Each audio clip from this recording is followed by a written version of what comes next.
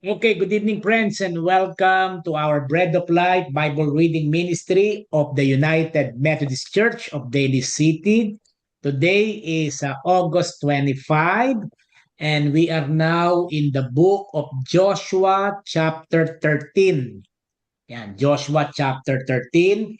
But before anything else, we would like to request our churchly leader as well as our Sunday school leader to lead us in our opening prayer, Brother Bernie Gayagoy. Okay, Bernie, kindly pray po. Thank you so Okay, much. sure. Almighty and loving God, we are grateful and joyful for the gift of your word.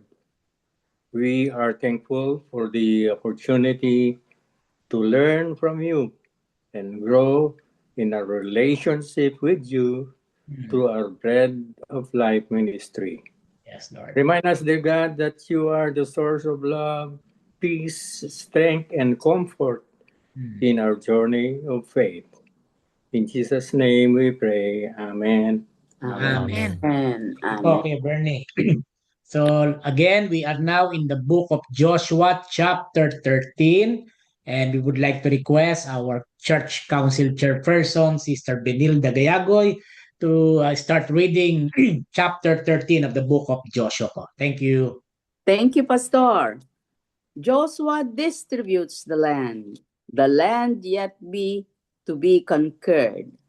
When Joshua was an old man, the Lord said to him, "You are growing old, and much land remains to be conquered. This is the territory that remains all the regions of the Philistines and the Jeshurites and the larger territory of the Canaanites, and extending from the stream of Shilhor on the border of Egypt northward to the boundary of Ekron. It includes the territory of the five Philistine rulers of Gaza, Asdod, Ascalon, Gath, and Ekron. The land of the Avites in the south also remains to be conquered. In the north, the following area has not yet been conquered: all the land of the Canaanites, including Meara, which belongs to the Sidonians, is stretching northward to Aphek on the border of the Amorites, the land of the Jebalites, and all of the Lebanon mountain area to the east, from Baal Gad below Mount Hermon to Lebo Hamath, and all the hill country from Lebanon to Misrephoth Maim, including all the land of the Sidonians. I myself will drive these people out of the land ahead of the Israelites. So be sure to give this land to Israel as a special possession, just as I have commanded you. Include all this territory as Israel's possession, where you divide this land among the 9 tribes and the half tribe of Manasseh. The half the tribe of Manasseh and, and the tribes of Reuben and Gad had already received their grants of land on the east side of Jordan. For Moses, the servant of the Lord, had previously assigned this land to them. Their territory extended from Aroer on the edge of the Arnon Gorge, including the town in the middle of the gorge, to the plain beyond Medeba, as far as Dibon.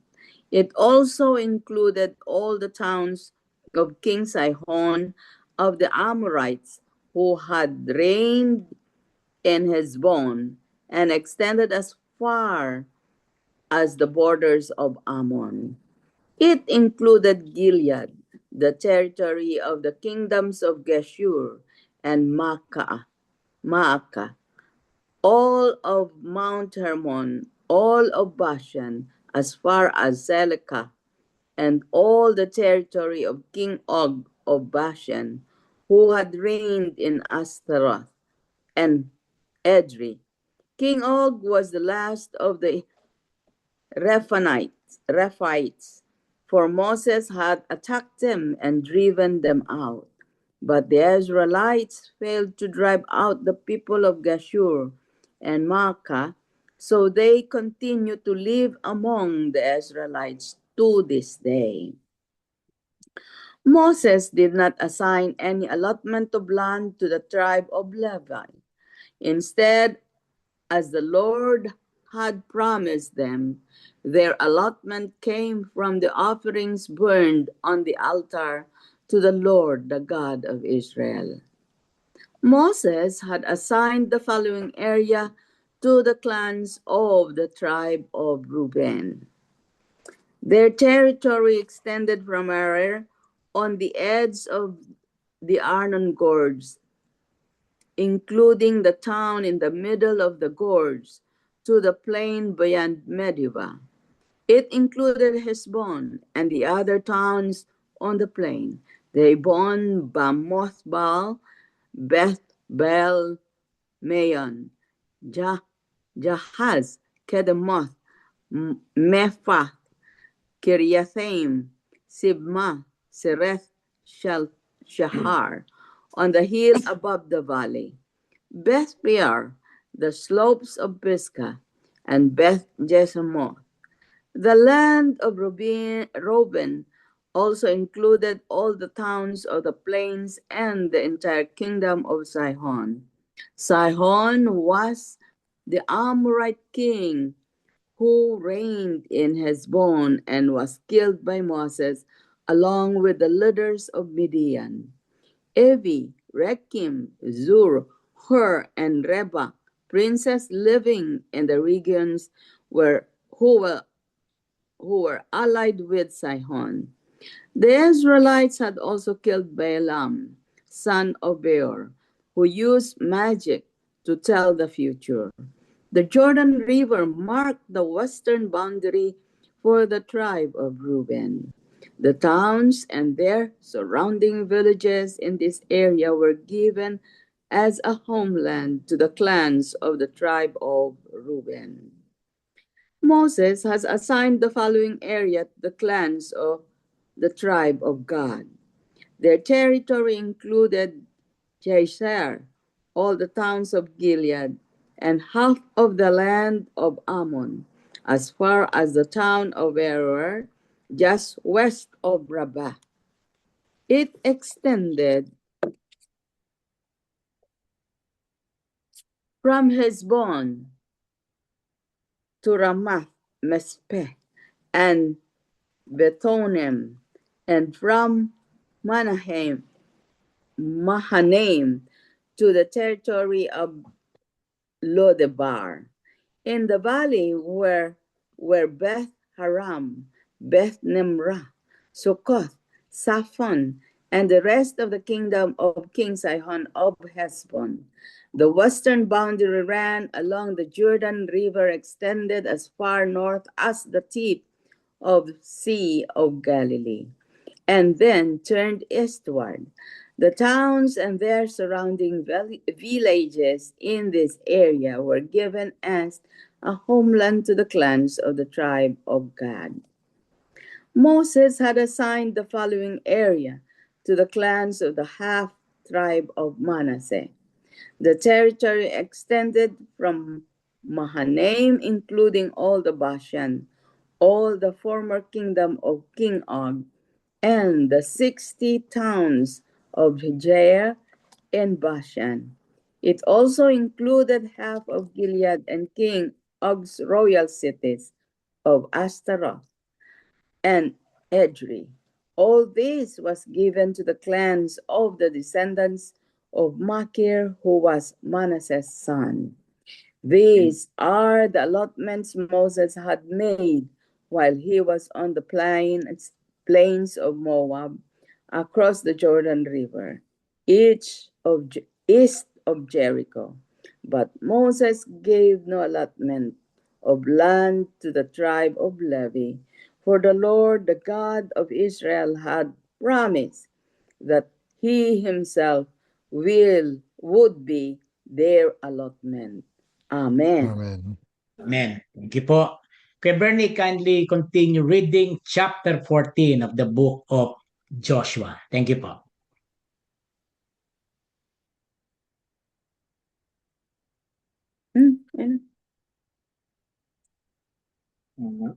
Joshua chapter 14 from Common English Bible.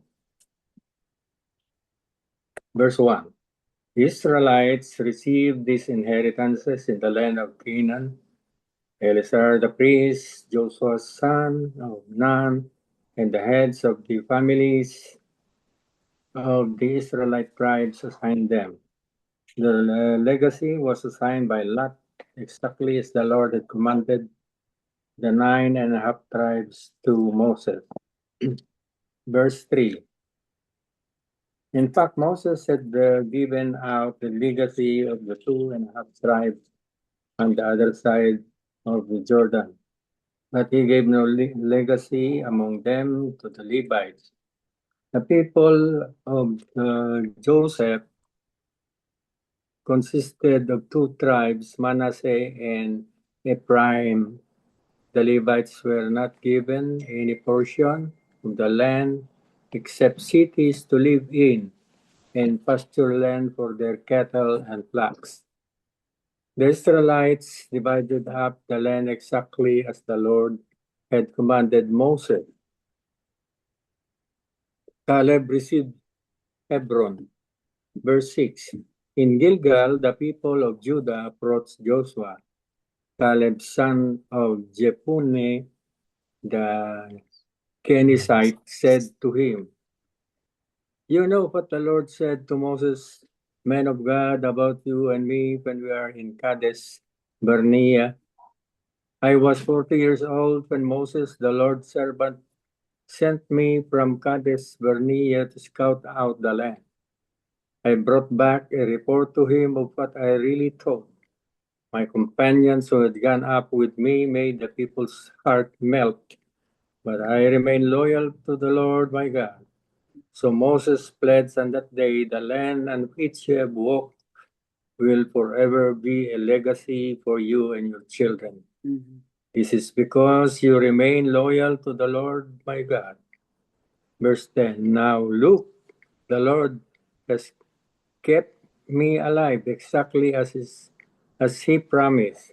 It is 45 years since the Lord spoke about this to Moses. It was while Israel was journeying in the desert. Now look, today I'm 85 years old. I'm just as strong today as I was the day Moses sent me out. My strength then was my strength is now, whether for war or for everyday activities. Verse 12.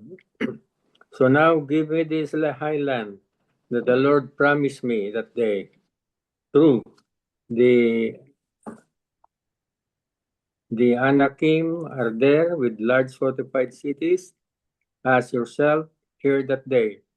But the Lord is with me, I should be able to remove them exactly as the Lord promised. Verse 13. So Joshua blessed him. He gave Hebron to Caleb. Jephunneh's son was a legacy. So Hebron still belongs to Caleb's son of Jephunneh the Kenizzite as the legacy today. This was because he remained loyal to the Lord God of Israel. Verse 15. Hebron used to be called Kiryat Arba. Arba had been the greatest of the Anakim. Then the land was rested from war. Amen. Amen. Amen. Thank you po kay Bernie. Ate Elma, kindly continue reading chapter 15 po of the book of Joshua. Thank you. Okay.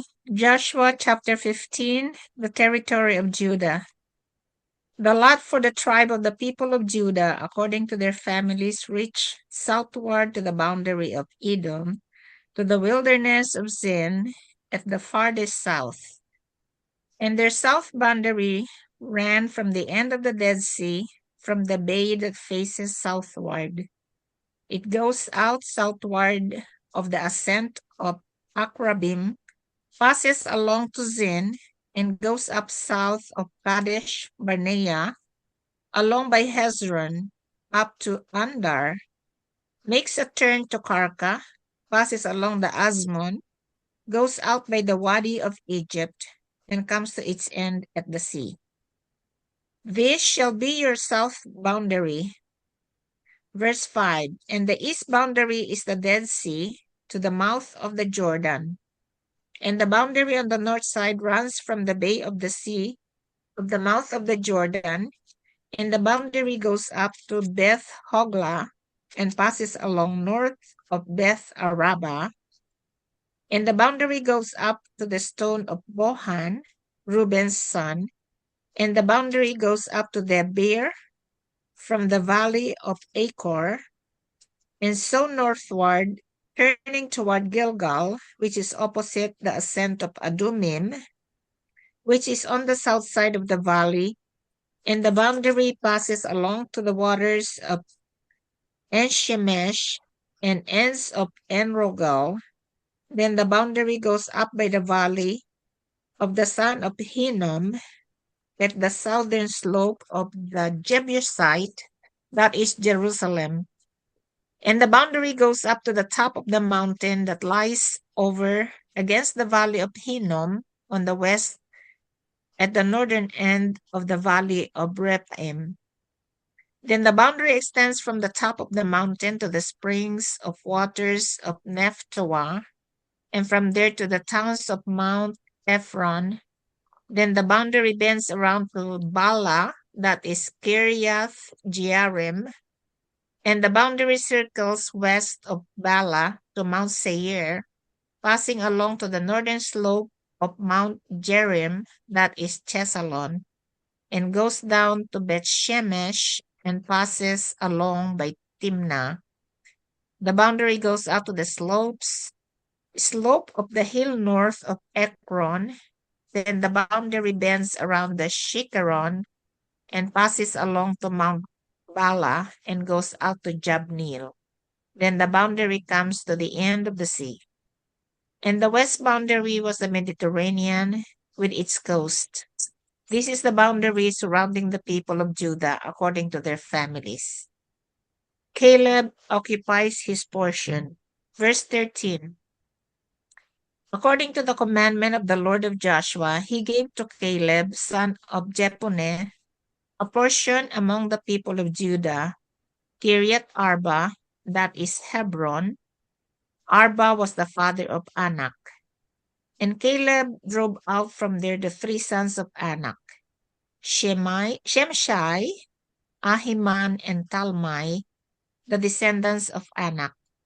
From there he went up against the inhabitants of Debir. Now the name of Debir formerly was Kiriath Sepher. And Caleb said, whoever attacks Kiriath Sepher and takes it, to him I will give my daughter Aksa as wife. Othniel, son of Kenaz, the brother of Caleb, took it, and he gave him his daughter Aksa as wife. When she came to him, she urged him to ask her father for a field. As she dismounted from her donkey, Caleb said to her, what do you wish? She said to him, give me a present. Since you have set me in the land of Negeb, give me springs of water as well. So Caleb gave her the upper springs and the lower springs. Verse 20. This is the inheritance of the tribe of people of Judah according to their families. The towns belonging to the tribe of Judah in the extreme south, toward the boundary of Edom, were Kabzeel, Eder, Jagur, Kina, Dimona, Adada, Kedesh, Hazor, Ithnan, Seth, Telem, Baaloth, Hazor Hadattah, Kiriath Hezron, that is Hazor, Amam, Shema, Molada, Hazargada, Heshmon, Beth Pelet, Hazar Shual, Beersheba, Bishutiah, Bala, Im, Izim, Eltolad, Chesil, Horma, Ziklag, Madmana, Sasana, Lebaoth, Shilhem, Ain, and Rimmon, in all 29 towns with their villages. And in the lowland, Estaol, Sora, Ashna, Zanoah, and Ganim, Tapua, Enam, Jarmuth, Adullam, Soko, Azekah, Sharim, Aditaim, Gedera, Gederotham, 14 towns with their villages. Zenan, Hadashah, Migdal Gad, Dilan, Mizpeh, Joktheel, Lachish, Boscath, Eglon, Tabon, Lamam, Hitlish, Gederoth, Beth-dagon, Naamah, and Makkedah, 16 towns with their villages. Libnah, Ether, Ashan, Iftah, Ashna, Nezib, Kela, Akzib, Marisha, 9 towns with their villages. Ekron with its dependencies and its villages, from Ekron to the sea, all that were near Ashdod with their villages. Ashdod, its towns and its villages, Gaza, its towns and its villages, to the Wadi of Egypt, the great sea with its coast. In the hill country, Shamir, Jatir, Soko, Dana, Kiryat Sana, that is Debir, Anab, Estemo, Anim, Goshen, Holon, and Gilo, 11 towns with their villages. Arab, Duma, Eshan, Janim, Beth Tapua, Apeka, Humta, Kiryat Arba, that is Hebron, and Zair, 9 towns with their villages. Maon, Carmel, Zeph, Judah, Jezreel, Jokdeam, Zanoah, Cain, Gibeah, and Timnah, 10 towns with their villages. Halhol, Bezer, Gedor, Marath, Bet-Anoth, and Eltekon, 6 towns with their villages.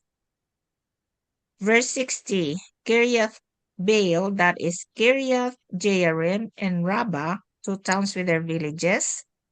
In the wilderness, Beth Araba, Midden, Sikaka, Nibshan, the city of salt, and Engedi, 6 towns with their villages. But the people of Judah could not drive out the Jebusites, the inhabitants of Jerusalem. So the Jebusites live with the people of Judah and Jerusalem to this day. Amen. Amen. Amen. You did a Thank you good job po. of Thelma. reading the names. It was Thank a you for mouthful. for that tongue twister names. Yeah. So last chapter for tonight, Joshua 16. Kuya Jess, please. Thank you. Yeah. Allotment for Ephraim and Manasseh. The allotment for Joseph began at the Jordan of Jericho, east of the waters of Jericho, and went up from there through the desert into the hill country of Bethel. It went on from Bethel, that is Luz, crossed over the territory of the Archites in Ataroth, descended westward to the territory of the Japhletites as far as the region of lower Beth Horon, and on to Gezer, ending at the sea. 4. So Manasseh and Ephraim, the descendants of Joseph, received their inheritance. 5. This was the territory of Ephraim clan by clan. The boundary of their inheritance went from Ataroth Adar in the east to Upper Beth Horon and continued to the sea. From Mikmethath on the north, it curved eastward to Taanath Shiloh, passing by it to Janoah on the east. 7. Then it went down from Janoah to Ataroth and Naarah, touched Jericho, and came out at the Jordan. From Tapua, the border went west to the Kana ravine and ended at the sea. This was the inheritance of the tribe of the Ephraimites, clan by clan. It also included all the towns and their villages that were set aside for the Ephraimites within the inheritance of the Manassites. 10. They did not dislodge the Canaanites living in Gezer. To this day, the Canaanites live among the people of Ephraim, but are required to do forced labor. Amen. Amen. Amen. Thank you po, Kuya Jess. So next week, we're going to read Joshua chapter 17 po. Joshua chapter 17. Yeah. Okay. So with that, friends, do you have any questions or anything that will enlighten us all for our discussion or sharing time? Yan. Meron po bang gustong magtanong at pagtulong-tulungan natin? I noticed, Pastor, that the distribution of lands is by clans. Yes po. But the Levites were never given land. How will they live? They have also their families. They have. What I noticed here was they were only given a portion where their animals could graze, like a small portion for their cows and sheep, probably, but they live only by the grace of God. Wow. So do you have any clarification regarding that setup? Yeah, sometimes parang may Unfair. Favoritism. yeah, Unfair. parang ganun. Di ba? They also have needs. Mm. So would you How, like to ask why God seems has a yeah, yun nga, I'm so sorry to think like that. Na parang God is a loving God, but he really selects things for people, and here we have the Levites. Do you think they were happy with what they had? Or parang I cannot understand. Yeah. Yeah, di ba? Opo. Well, actually, this is a very good question po. And Joshua is deliberately different from the other tribes when it comes to the Levites. Na po. Mm-hmm. Now, maybe the key clarification is that the Levites were not forgotten or not simply deprived of land because their inheritance was structured differently because their primary vocation po kasi is to what? To serve God and the God. community. Yeah, that's true. So the Levites did not receive a large tribal territory. Mm-hmm. So if we will look back in Joshua chapter 13 verse 33, ano po? Would you like to go back to Joshua chapter 13 verse 33? Okay, Pastor. Ano po? 33.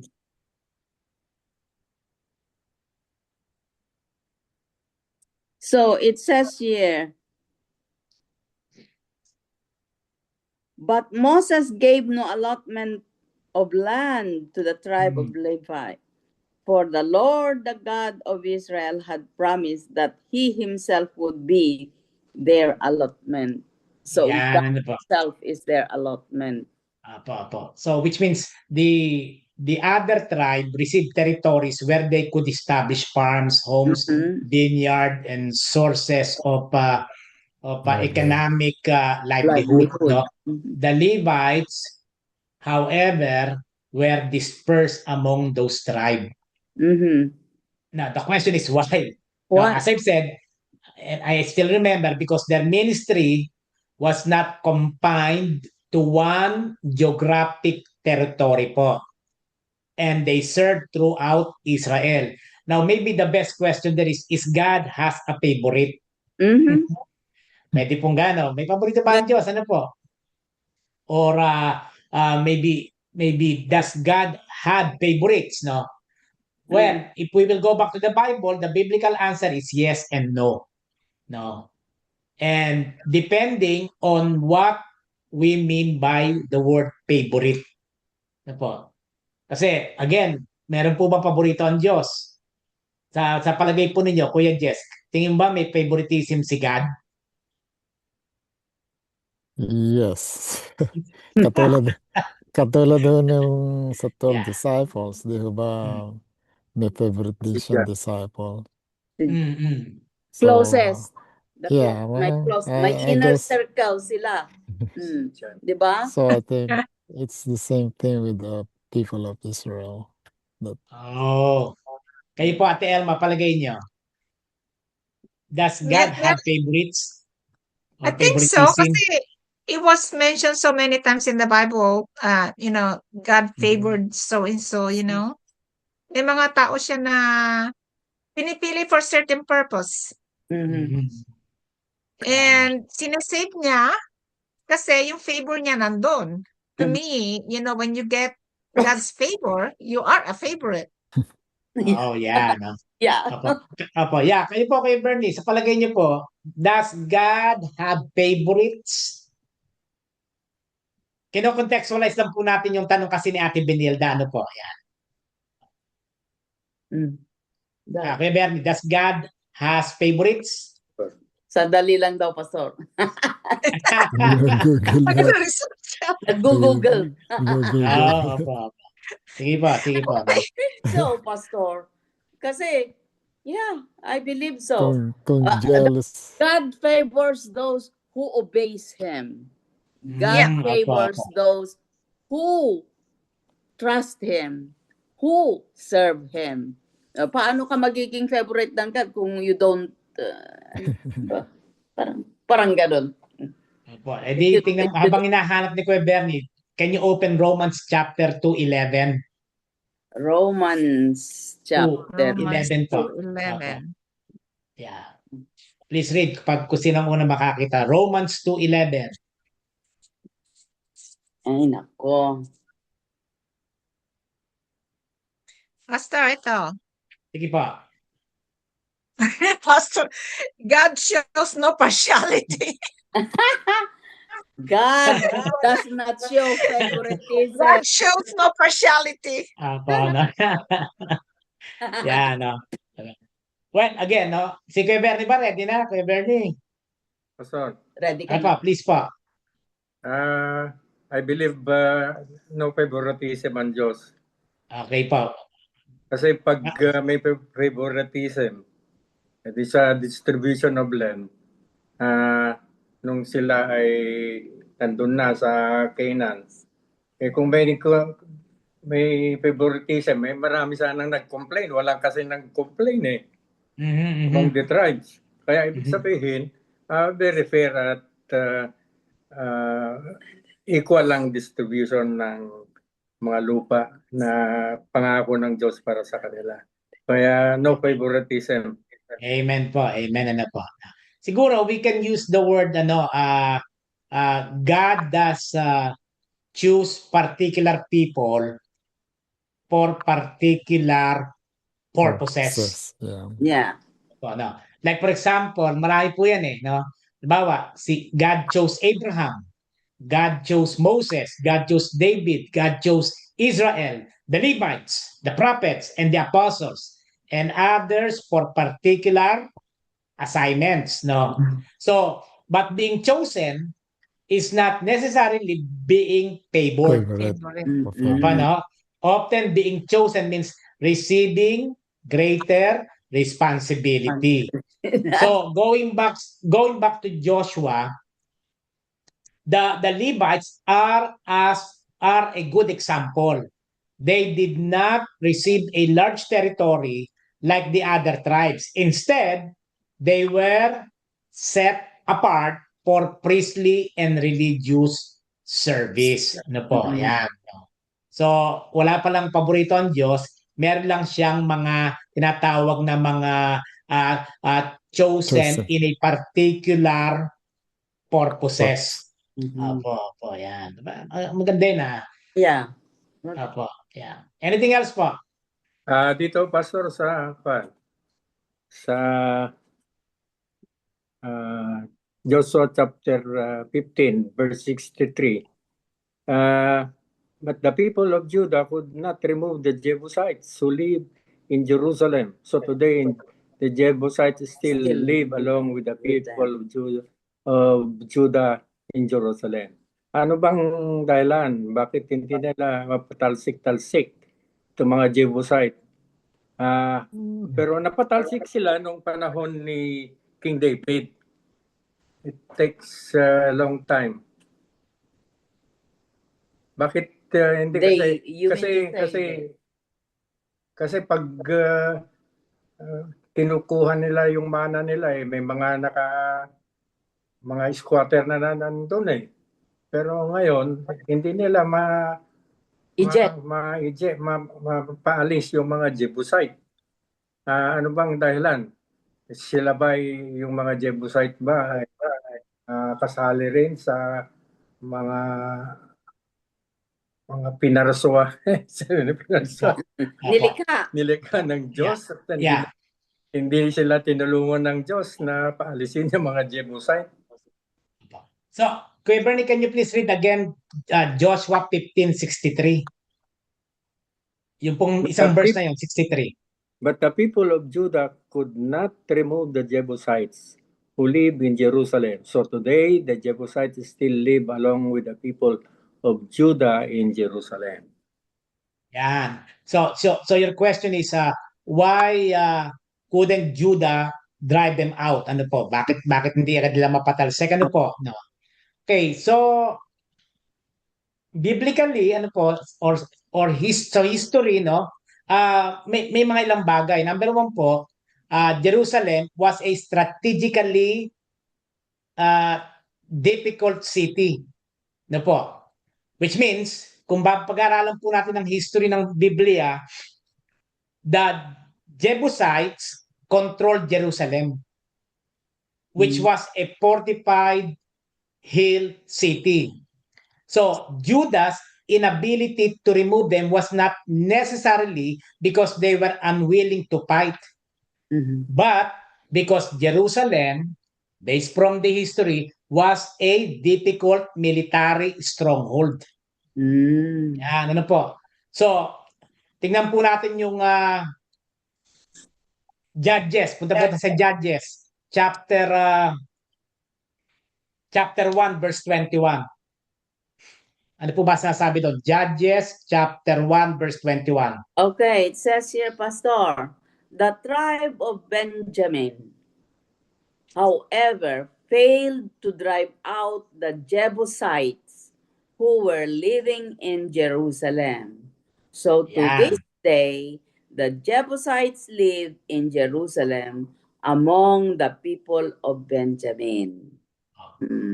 The reason why I asked you to read Judges 1:21 kasi po Kuya Bernie, yung pong katalinuhan at katanungan ay naka-context po sa Judges 1:21. Mhm. the writer of the Judges makes also the same observation.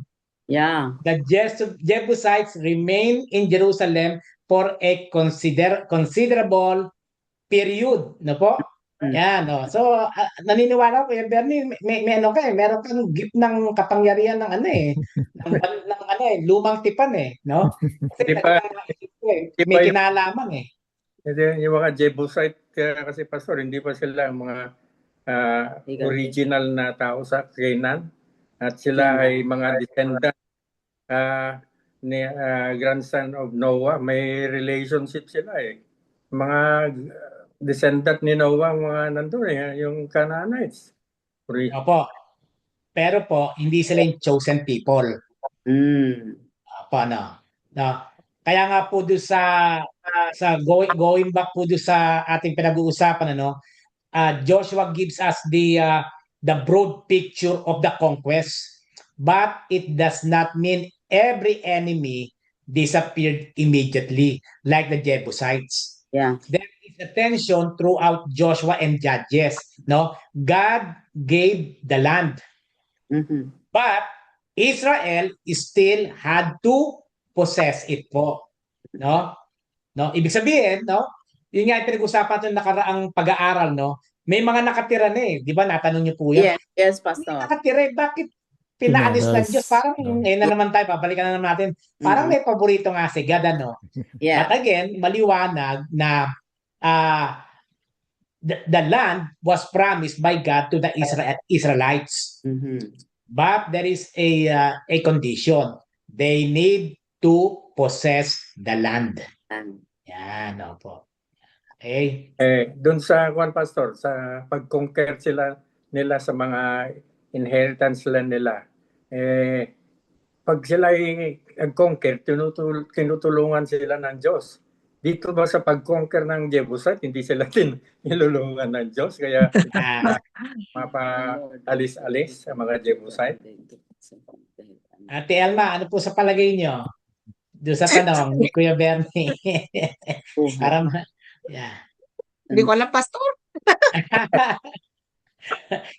Kayo po, Kuya Jess, tinulungan ba sila ng Diyos? Hindi ko rin humana. Very silent yung eh. Dapat merong verse 64 para malaman natin yung sagot. No, but in Judges, sabi dito sa chapter 1 verse 9, the Lord was with the people of Judah. And they took possession of the hill country, but failed to drive out the people living in the plains with hard iron chariots. So, yung mga Jebusite, kung baga, sila powerful na sila nung panahon na yon. Imagine, they had iron chariots. So, Yeah. tulad Opo, ng no? sinabi ni Pastor, that's where the military power was. Opo, no? Well, doon po sa tanong ni Kuya Bernie, no, makikita natin na the key is to distinguish, no, kung tinulungan ba ng Diyos ang mga Israelites to conquer the land, ano po, no? I believe, ano po, kasi nga very silent ang Bible, no? God did help Israel conquer the land. Yeah. Very silent, no po. Why? Because throughout Joshua, we repeatedly see that God gives victory. Yeah. For example po, babalik tayo lagi sa context eh. Sa Joshua chapter 1 verse 5 po. Punta po kayo ulit sa Joshua chapter 1 verse 5. Yan po yung laging sa prayer natin, kasama yan, huwag niyo pong kakalimutan. Joshua 1:5. It says here, Pastor, no Yes. one will be able to stand against you as long as you live, for I will be with you as I was with Moses. I will not fail you or abandon you. Yan. Sa Ate Elma, nasa Joshua chapter 1 verse 5 ka ba? Aha. Can you read? Yes. I think NIV yata yung Bible mo eh. NRSV, Pastor. Yeah, please kindly read NRSV. Okay. Chapter 1, verse 5. No Mhm. one shall be able to stand against you all the days of your life. As I was with Moses, so I will be with you. I will not fail you or forsake you. Andun yun. Yan. Ano po? Or sa NIV, I will be with you, I will never leave you, Verse. nor forsake you. Ano po? So, Yeah. very, very particular yung promise ni God Mm-mm. sa kanila that I will be with you as I promise, I will I never will never leave leave you, you nor nor forsake you. forsake you. So when Israel conquered territories, the victory was attributed to God's help. So we Mm-mm. believe na in all things, lagi pong ang Diyos ay nandoon, Is tumutulong. there. Hindi Yeah. po siya nagre-refuse para tumulong sa kanila. Yan. Okay po. So with that, I'm So, so thankful. clarification. So if that Yes, was the please. case, that God was with the Israelites, bakit nga yung Jebusite hindi na paalis?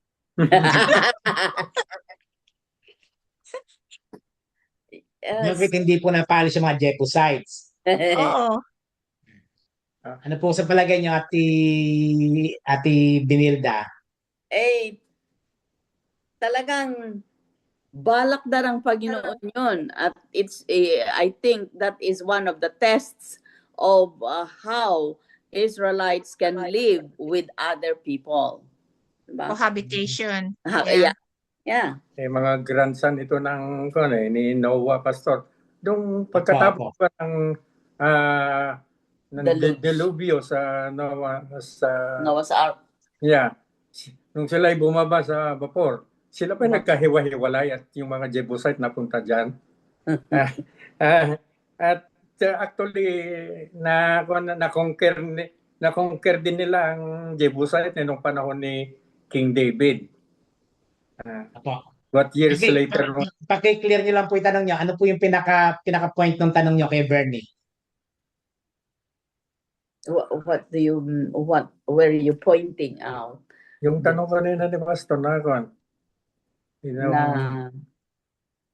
yung kung bakit hindi sila mapaalis-alis. Sabi ko mga descendant ni siguro alam ng Diyos mga descendant ni Noah yan Kaya hindi nila mapaalis-alis sa mga Jebusite. Pero nung panahon ni King David, na-conquer din nila yung Jebusite.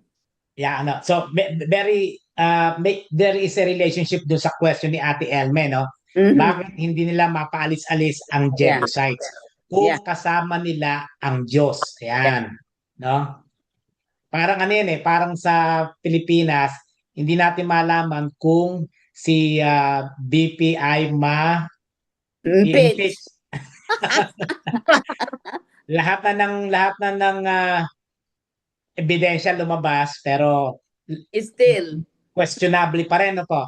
Okay. Now, there is a relationship between the two questions po, no? Yung kay Ate Elma at sinuportahan pa ng Kuya Bernie, no? But I would clarify one important point po, no? The Jebusites were not descendants of Noah in a special sense that explain why they could not be expelled. All the people of the region, pag binalikan po natin yung history, ultimately trace their ancestry back to Noah in the biblical genealogy. Now, to make it more easy, the Jebusites are specifically associated with Canaan. Yan po ay makikita natin sa Genesis chapter 10, 15 and 16. Genesis chapter 10, 15 and 16. Nandiyan po yung listahan ng mga Jebusites among the descendants of Canaan. Now, kung babasahin natin, magtatagal na tayo, no? The better way to frame the question is, no, why did the Jebusites remain if God was with Israel? No? Number one, Israel did not immediately conquer every part of the land. Joshua presents a major conquest. but it also acknowledges areas where the Israelites had not yet displaced the inhabitants. Yeah. Jerusalem was one of those places po. Mhm. Second, Jebusites were established, as I said a while ago, in a stronghold military forces sa Jerusalem. No? Babalikan ko nga po Leon, Jerusalem was difficult to capture.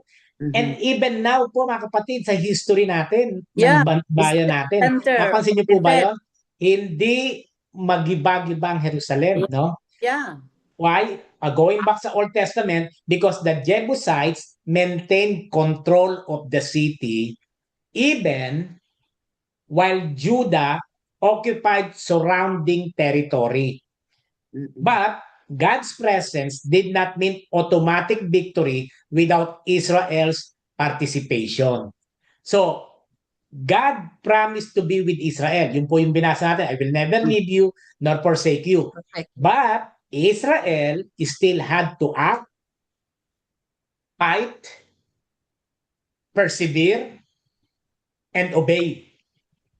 Mhm. And their incomplete conquest is repeatedly presented in the book of Joshua and in the book of Judges. Darating po tayo doon, no? Mhm. Ngayon, balikan natin sinabi ni Kuya Bernie, no?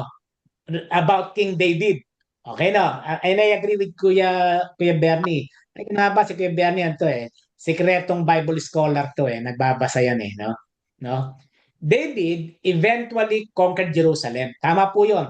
This is the fascinating part po ng Old Testament. The Jebusites were not permanently protected from Israel. Saan po makikita yan?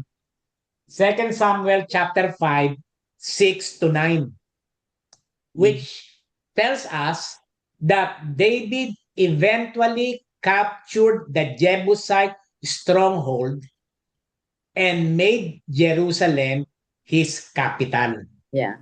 Ano po? So, Yeah. again, to end, no? During that time, sa panahon ni Joshua, hindi automatically 100% na paalis nila lahat eh.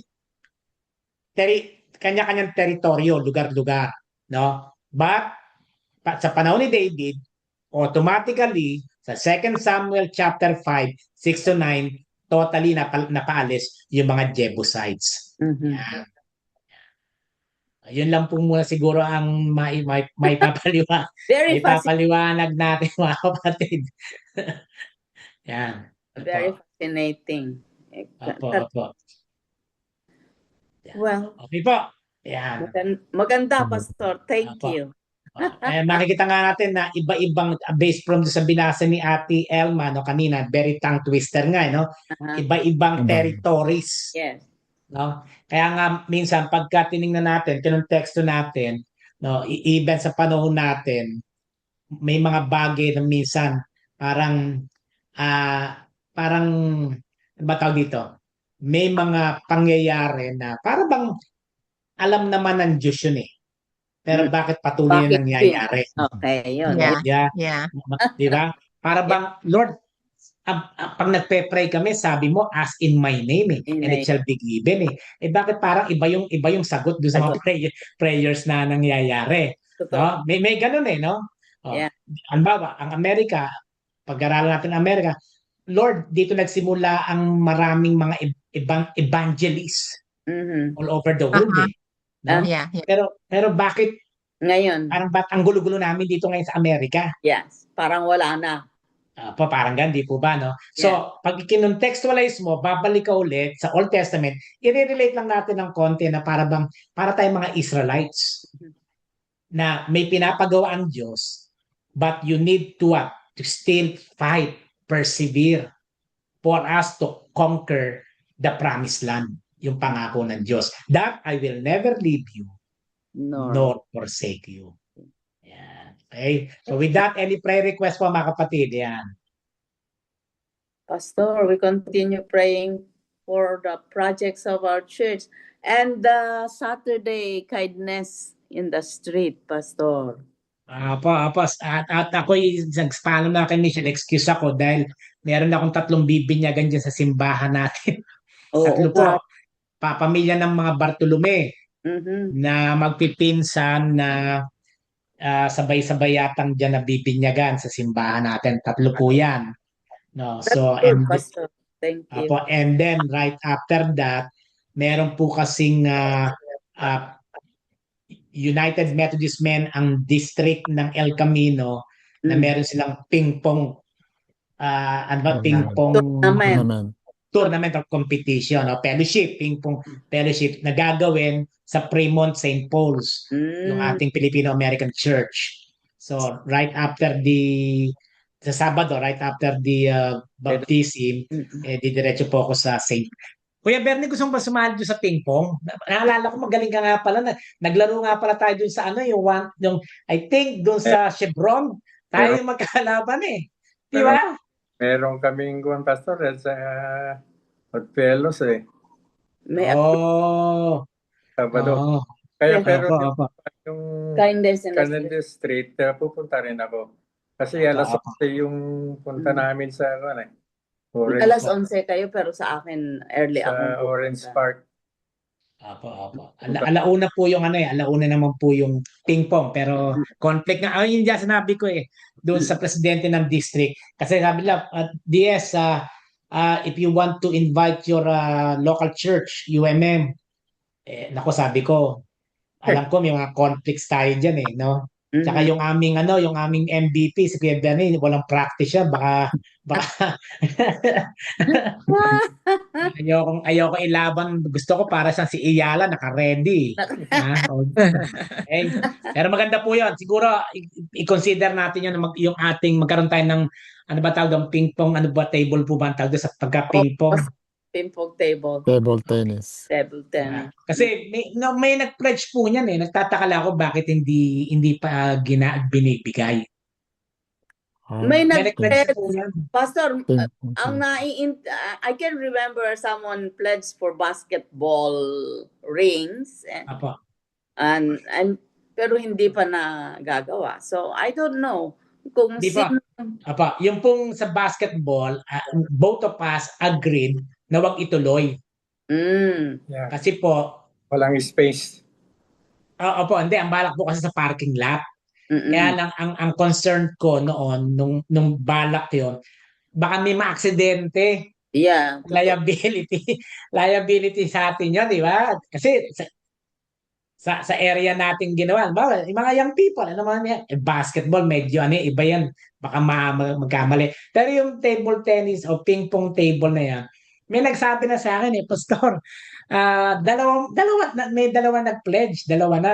Ngayon, sabi ko, ba't pinapalo up ko nung medyo matagal na po, ang sabi, kakain po kasi ng space dyan sa fellowship hall. So kaya hindi nila pinush nung pinagmasdan pag tinayo yung ping pong table na yan kakaan na naman ng lugar. Sabi ko may nabibiling folding. Yeah. Hindi po ba folding no? Pero sabi sa akin God willing ibibigay pa rin nila kasi mga young people mas maganda na meron pinagkakaabalahan sa Sa hallway, Pastor, sa hallway, sa daan, papasok. Sa hallway, sa simbahan. Yeah, ng simbahan. Pwede po. Ipapalo ko po uli. Dalawa yan, isa. Tapos mamayang konti, meron din kumausap na sabi ko, marami marunong mag-ping-pong, mag-table tennis dito sa church, marami. Okay? Pero prayer po natin yan. Number 1, yung concert, yung ating activity. Pangalawa, yung ating mga committee activities po natin. Yes, Pastor. Okay? So with that, meron po bang prayer for healing? Yeah. Meron bang may sakit na hindi na lang nasa prayer list? Opo, Pastor. Lahat ng nasa prayer list, please. Yeah. Kasi may mga taong ayaw pabigkas yung kanilang mga pangalan, mga ganun. Okay. So let us now bow down our heads for the Lord. Hallelujah. Glory be to God in the highest. Blessed is he who comes in the name of the Lord. Hosanna, Hosanna, Hosanna. Hallelujah. Glory be to God.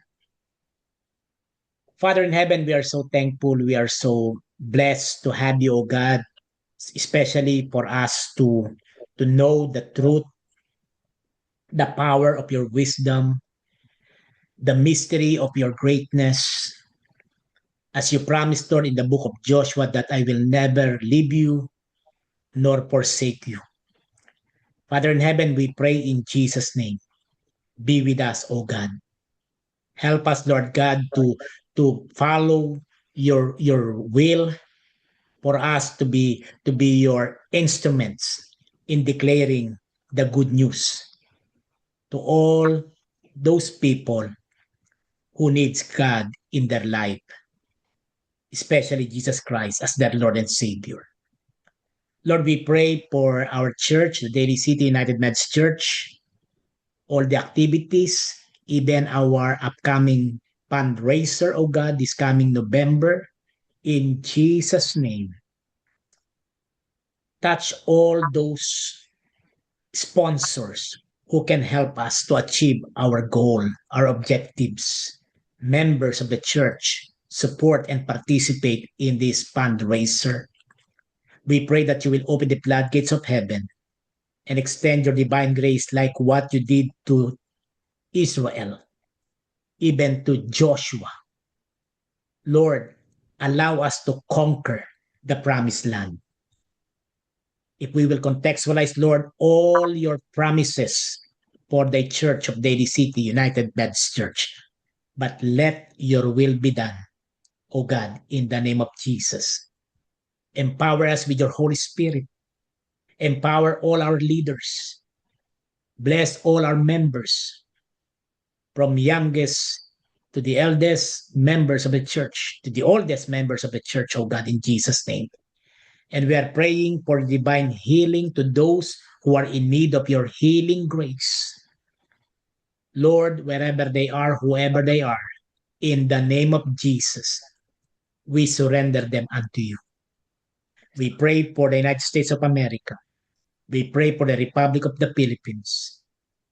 We pray, O God, and declaring, Lord, and rebuking the spirit that there is no peace when there is war, but let God be the peace, the presence of God be upon each one of us.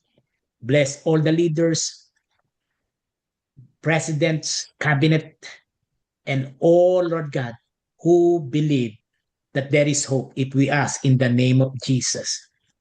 Whatever in our hearts, whatever in our minds, Lord, be with us. As you said in thy words, Lord God, two or more gather in your name, you are in their midst. We acknowledge your holy presence.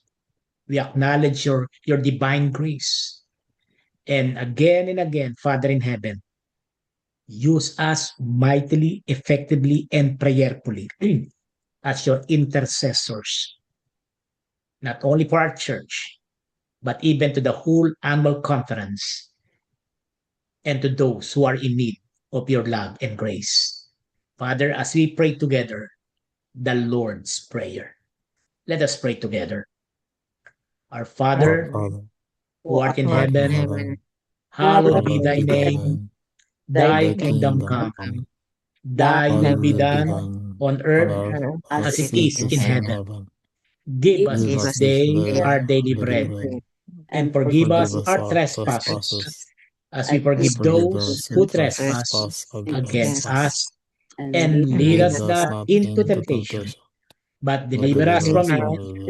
For thine is the kingdom, and the power, and the glory forever and ever. In Jesus' name we pray. Amen. Amen. Good Good night. Thank you po. night. Good night. God bless you po. See you Good po. night. GIF. Shalom. Shalom. Thank you po. God bless you. Bye-bye. Bye.